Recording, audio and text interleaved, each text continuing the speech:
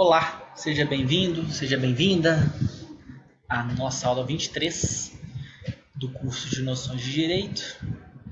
E então, a gente vai continuar no direito administrativo, nas noções de direito administrativo. E agora nós vamos para a leitura da Constituição, naqueles mesmos moldes, sabe? Que a gente fez no organograma da administração pública, na organização administrativa.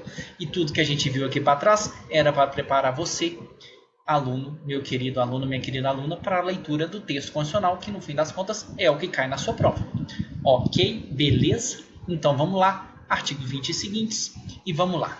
A atividade administrativa permanente é exercida, inciso 1º, na administração direta de qualquer dos poderes. A gente já sabe disso aí, que a atividade administrativa ela é exercida por qualquer dos poderes, E na administração direta, por quem? Por servidor público ocupante de cargo público e em caráter efetivo ou em comissão, vocês já sabem o que é. Por empregado público, detentor de emprego ou designado para função de confiança, você também já sabe o que é. Por detentor de função pública, você também já sabe o que é. Na forma do regime jurídico previsto em lei. Olha para você ver. Olha para você ver, agora você consegue ler e consegue entender. Na administração direta de qualquer dos poderes, pode um monte de coisa. A administração pública funciona por meio de servidores públicos estáveis, servidores públicos comissionados, empregados públicos, e esse servidor público ele pode ter função de confiança, esse empregado público também. Você lê com carinho, mas agora você sabe todos os termos, não é verdade? Inciso 2. Nas autarquias e fundações públicas, lembra o que é isso, É ali a primeira divisão da administração indireta. Essas duas têm muita característica ainda de quê? Da administração direta, pessoa jurídica de direito privado. Não. Pessoa jurídica de direito público. Tem servidor público, lembra disso? Então vamos lá. Por servidor público, ocupante de cargo público, mesma coisa. Por empregado, lembra que a gente colocou lá que nas pessoas jurídicas de direito público, às vezes pode ter empregado público. É raro? É. Para função subalterna, para função não finalística ali da autarquia ou da fundação pública. Então agora você consegue ler um inciso ruim desse? É um inciso ruim, é um inciso mal redigido, é um inciso cheio de vírgula. Não que um texto cheio de vírgula é ruim, mas aqui esse inciso poderia ter se dividido em alíneas, não é verdade? A gente colocaria de maneira mais organizada. Mas vamos lê-lo então na sua totalidade. A atividade administrativa permanente é exercida nas autarquias e fundações públicas por servidor público ocupante de cargo público em caráter efetivo ou em comissão. Tem comissionado na administração indireta? Tem comissionado. Por empregado público, detentor de emprego público ou designado para a função de confiança. Ou por detentor de função pública, na forma do regime jurídico previsto em lei. Agora ficou fácil, não é verdade? E o inciso 3º. Na sociedade de economia mista, empresas públicas e demais entidades de direito privado sob controle direto ou indireto do Estado. Você já viu isso aqui, Lá no artigo que falava da administração indireta, que não tem até uma ordem ruinzinha, a gente viu o que é isso aqui. E olha para você ver. Olha para você ver. A gente poderia substituir aqui por empresas estatais, não é verdade? Nas empresas estatais e nas demais entidades de direito privado sob controle direto ou indireto do Estado, a atividade administrativa é exercida por quem? Por empregado público, detentor de emprego público ou de função de confiança. Ok? Percebam que na sociedade de economia mista, empresa pública e demais entidades, a gente não tem a figura, então, do servidor público. Não é verdade? Ali tem um empregado público, detentor de emprego público ou detentor de alguma função de confiança. Lembrando que a função de confiança é o CAD, assim como o cargo em comissão. Direção, chefia e assessoramento. Ok? Eu acho que não ficou difícil agora, não. Vamos falar aqui de alguns desse artigo aqui que é muito importante. Os cargos, servidor público efetivo, servidor público comissionado, funções, vocês já sabem também que é o temporário, função de confiança, lembra disso? E empregos públicos são acessíveis aos brasileiros que preenchem os requisitos estabelecidos em lei, assim como quem, gente? Os estrangeiros, na forma da lei vier na sua prova, estrangeiro pode ter cargo, pode ter função, pode ter emprego público? Pode, na forma da lei. Mas também não dá para marcar como certa uma alternativa que fale assim, que estrangeiro não pode. Não é verdade? Agora vocês conseguem entender. Cargos, já vem na sua cabeça o que é servidor público efetivo, comissionado. Função, você já lembra, temporário. Emprego público, eu sei o que é emprego público. Administração indireta lá nas empresas estatais, nas demais entidades controladas, inciso 5 lá, né? Que a gente acabou de ver, né? Agora você consegue entender melhor, né? Fala sério comigo, como é que você ia entender isso? Não é porque eu estou explicando, não. É qualquer professor, como é que vai entender isso sem uma explicação prévia, gente? Nem... Assim não dá. Assim não dá. Falar que passar em concurso é fácil, que é só você ler a Constituição. Como é que ler um negócio desse e não entende? Ok? Parágrafo 1º. A investidura em cargo ou emprego público depende de aprovação prévia em concurso público. Lembra que a gente falou? Para fazer para a CEMIG, concurso. Para trabalhar na Copasa, concurso. Para ter emprego público tem que ter concurso. Entendeu? Beleza? Então vamos lá. A investidura em cargo ou emprego público, eu fico empolgado com você, imaginando você aí, que tá aí compreendendo tudo agora, porque você viu a explicação prévia. Fico feliz por você. A investidura em cargo ou emprego público depende de aprovação prévia em concurso público de provas ou provas e títulos. Ressalvadas quem, gente? As nomeações para cargo em comissão, declarada em lei de livre nomeação e exoneração. É aquela exoneração ad nutum, sem fundamentação, não precisa dar ampla defesa para o comissionado, gente. E aqui está falando o seguinte, salvo os cargos comissionados, é porque comissionado não faz concurso público. Mas se não faz concurso público, não tem cargo de provimento efetivo. Tem cargo de provimento em comissão, ok? Mas são estatutários, hein? Cuidado, tem que obedecer o Estatuto do Servidor Civil. Beleza? Beleza? O prazo de validade do concurso público é de até 2 anos, prorrogável uma vez, por igual período. Beleza? Olha só, concurso é isso aqui. Faz o concurso, é aprovado, há o provimento do cargo, há a posse, há o exercício, há um estágio probatório, que a gente viu lá, depois de 3 anos, ele confirma o estágio probatório, tem que passar, e depois você adquire a tão sonhada estabilidade. Ok? Vamos lá. Isso aqui, ó, é muito importante. Vamos lá. É vedada a acumulação remunerada de cargos públicos. Não é isso que está dizendo aqui, gente? Não é isso que está dizendo na minha Constituição e é o que está dizendo na sua aí também? É isso. Vamos ver aqui. 25. É vedada a acumulação remunerada de cargos públicos. Permitida, se houver compatibilidade de quê, gente? De horário. Pode acumular? Pode. É a exceção? É a exceção, porque a regra é a vedação de acumulação de cargos públicos. Mas, se houver compatibilidade de horários, inciso 1, a de 2 cargos de professor. Inciso 2, a de um cargo de professor com outro técnico ou científico. Professor, decora. Não vem falar do seu parente que exerce 3 cargos. Não, deixa para lá. Vamos lá.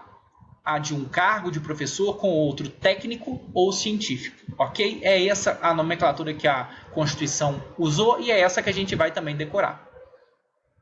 E a hipótese do inciso 3, que tem uma pegadinha muito bacana. A de 2 cargos, empregos privativos de profissionais da saúde com profissões regulamentadas. Vier na sua prova falar de um cargo que se parece com saúde, mas a profissão que está na prova não é regulamentada, foge de acumulação. Ok? Ok? A profissão tem que ser regulamentada.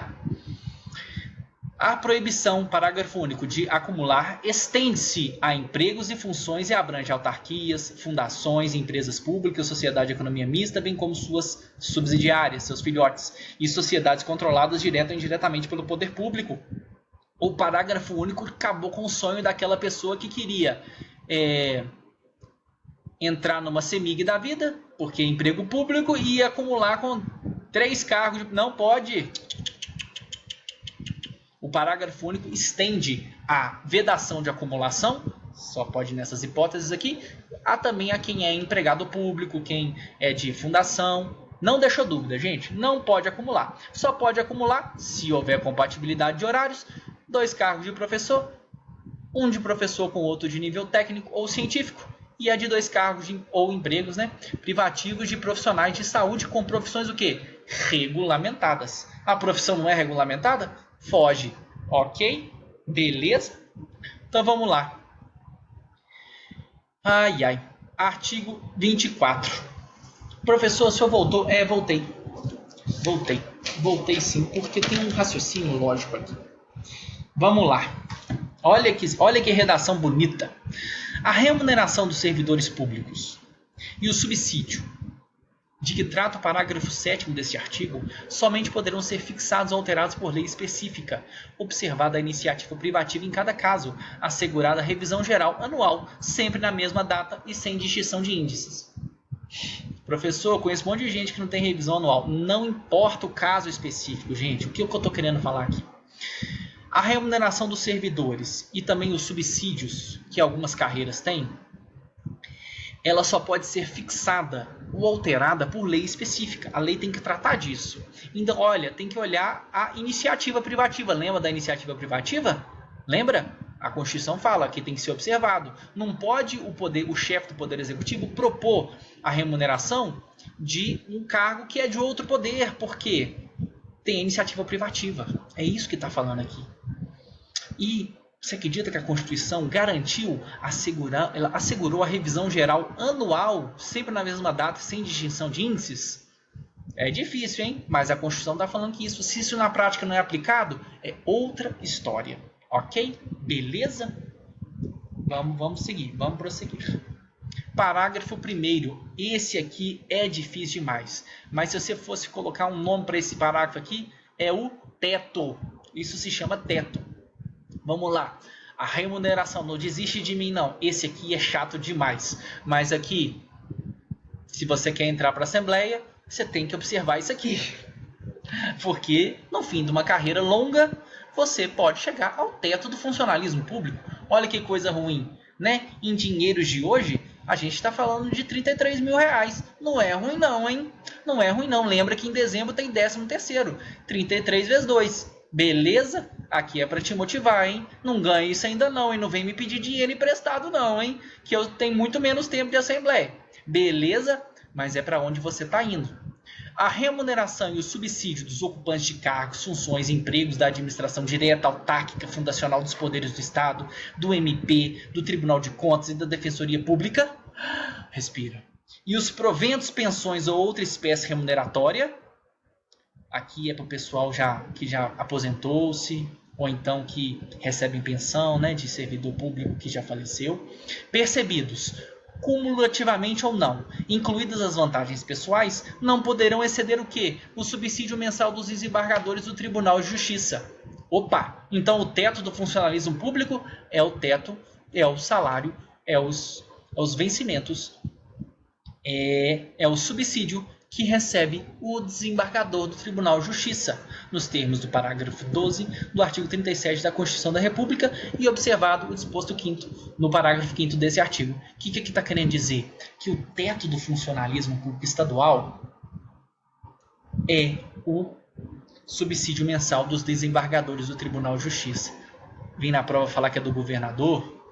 É só você lembrar, todo mundo aqui que já fez concurso para a área federal sabe, ou então concurso, pode até ser estadual, que caía a Constituição Federal de um outro jeito, sabe que o teto do funcionalismo público federal é o subsídio dos ministros do Supremo Tribunal Federal, que é o órgão máximo do Poder Judiciário. Se você for trazer essa lógica aqui para o estado de Minas Gerais, você vai ter então como nosso Supremo, bem entre aspas, é o Tribunal de Justiça. Então, o teto do funcionalismo público é o subsídio do desembargador. Beleza? Olha o que o parágrafo 2º diz. Os vencimentos dos cargos do Poder Legislativo e do Poder Judiciário não podem ser superiores aos percebidos no Poder Executivo. O que isso nos diz? Não sei. E aqui a gente vai perder um tempão. É só você entender a isonomia entre os poderes. A mesma função no mesmo poder ou em poder diferente, os salários têm que ser idênticos, ok? Mas como que a gente vai Como que a gente vai estabelecer, falar que não pode ser superior, etc., sendo que exercem funções diferentes, né? Não é legal esse parágrafo, mas tem que cair na prova, você vai ter que saber que os vencimentos dos cargos do Poder Legislativo, Judiciário, não podem ser superiores aos percebidos no Executivo. Isso não nos diz muita coisa, tá bom? Agora o parágrafo 3º é bom. É vedado vincular ou equiparar espécies remuneratórias para efeito de remuneração de pessoal do serviço público. Lembra que os subsídios, os vencimentos, eles têm que ser propostos, só podem ser fixados por lei específica? A lei vai lá e fala assim, a partir de amanhã o consultor legislativo vai ganhar X. O que o parágrafo 3º está vedando? Não pode, por exemplo, porque a gente sabe que os salários vêm a reboque. Quando tem aumento num poder, o outro poder vem atrás também, não é verdade? Então, por exemplo, a gente vê ali Defensoria Pública e Ministério Público estão correndo ali par e passo. Um salário do desembargador com o procurador de justiça está ali equiparado, não é verdade? Mas não pode vir uma lei falando assim, o salário do promotor, o salário do delegado é igual ao salário do defensor, por exemplo. Não pode ter esse negócio de uma lei vincular uma remuneração com outro cargo. Não, não, não. Se aumentar de um por meio de lei, vai ter que propor uma lei para o outro. E por aí vai. Não pode vincular, tá bom? Um pegar o outro, ok? Isso tem uma razão de ser, gente, porque quando propõe uma lei como essa, a lei ela vem acompanhada, a propositura vem acompanhada de estudos, né? Dos impactos financeiros. Então, quando dá-se aumento para alguém, para uma categoria, para um cargo, existe uma projeção de gastos. Imagina se tivesse que leis vinculando um salário com outro. Claro que na prática a gente sabe, quando aumentar o subsídio do desembargador, o Ministério Público vai chegar e vai propor também o aumento do dele. Isso é normal, mas não pode vir uma lei e vincular o aumento. Ok? É isso que o parágrafo 3º está nos dizendo. Os acréscimos pecuniários. Olha esse parágrafo 4º, gente. Vou tentar explicar para vocês. Os acréscimos pecuniários percebidos por servidor público não serão computados nem acumulados para o fim de concessão de acréscimo anterior. Isso aqui você vai ter que decorar, mas eu vou tentar te explicar. Isso aqui é para evitar um negócio que acontecia no passado. O que era? A pessoa tinha, por exemplo, um cargo público e tinha um cargo público de provimento efetivo e tinha uma função de confiança. E essa função era, por exemplo, 10% do salário dela. O que acontece? É um exemplo bem ruinzinho, mas aí vocês vão entender.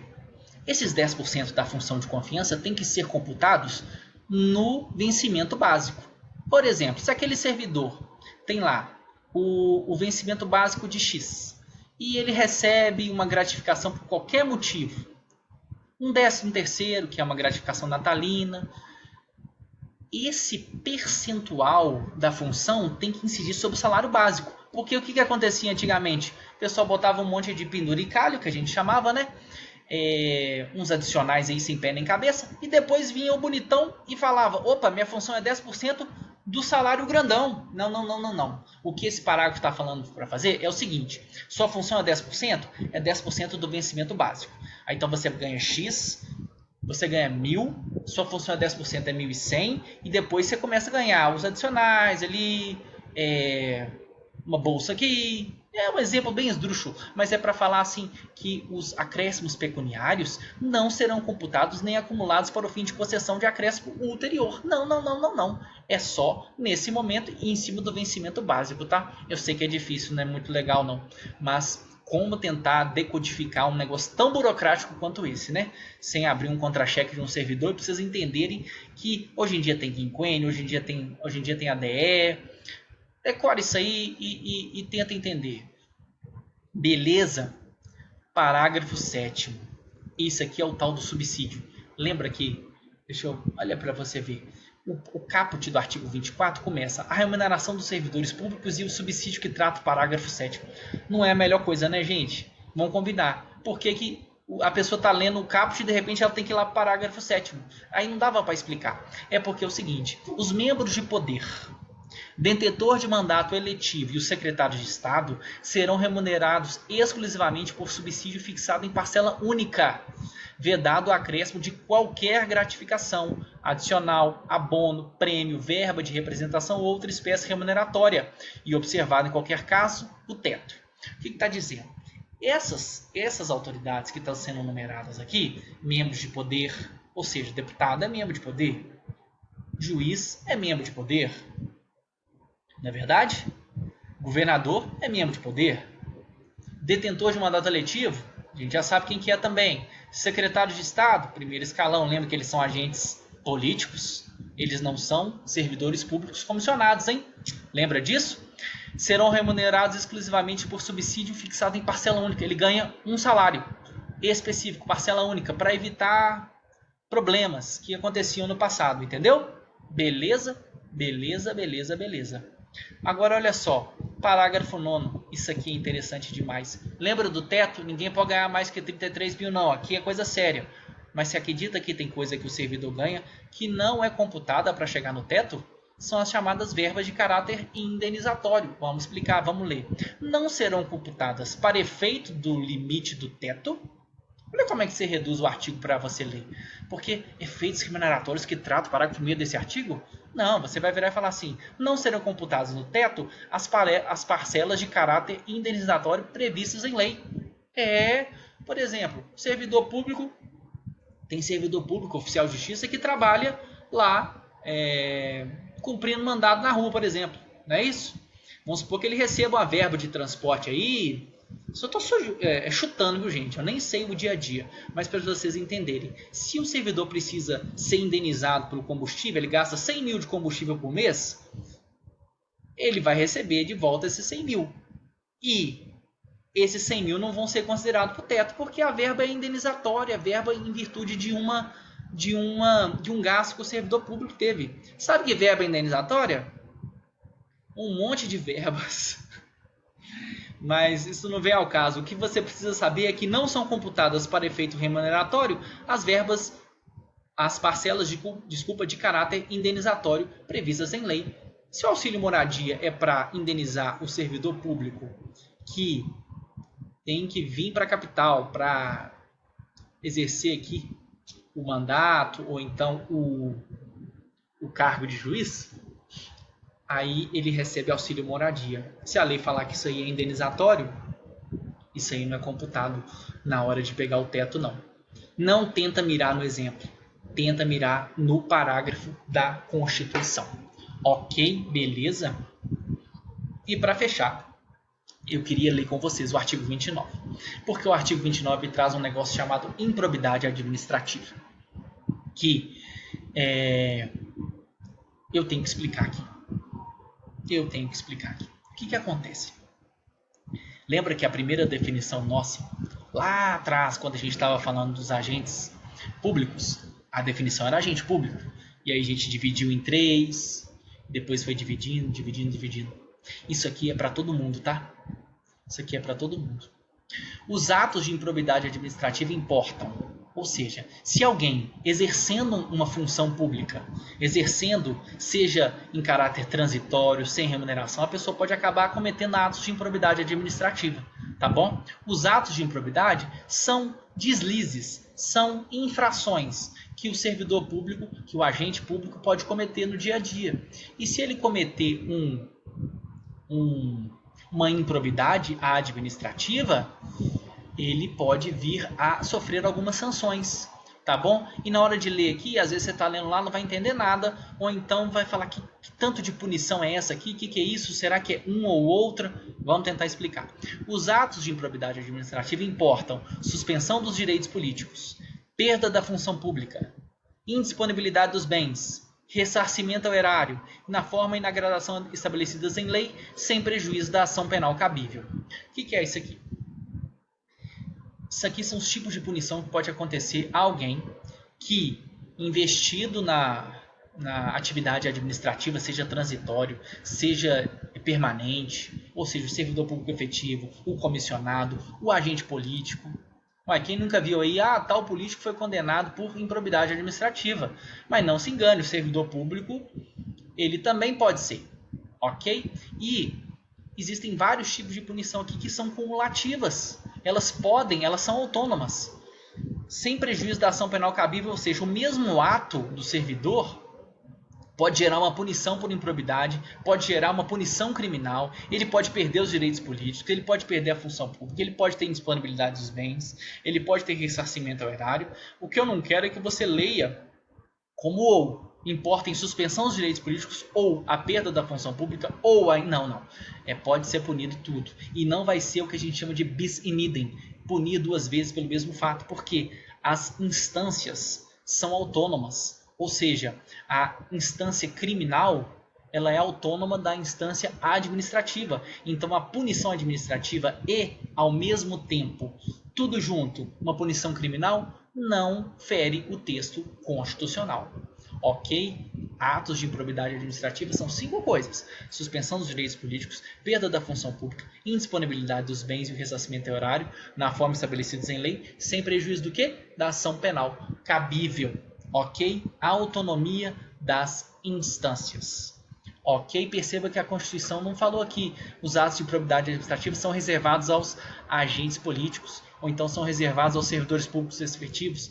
Não. Ato de improbidade administrativa pode ser praticado praticamente por qualquer pessoa que toque a administração, seja transitoriamente, seja por mandato eletivo, seja por prestar concurso público, seja por ser nomeado para cargo público efetivo. Ok? Beleza? Fechamos aqui então essa leitura e fiquem com Deus. Bora conquistar o crachá, tá bom? Qualquer dúvida, manda e-mail para mim.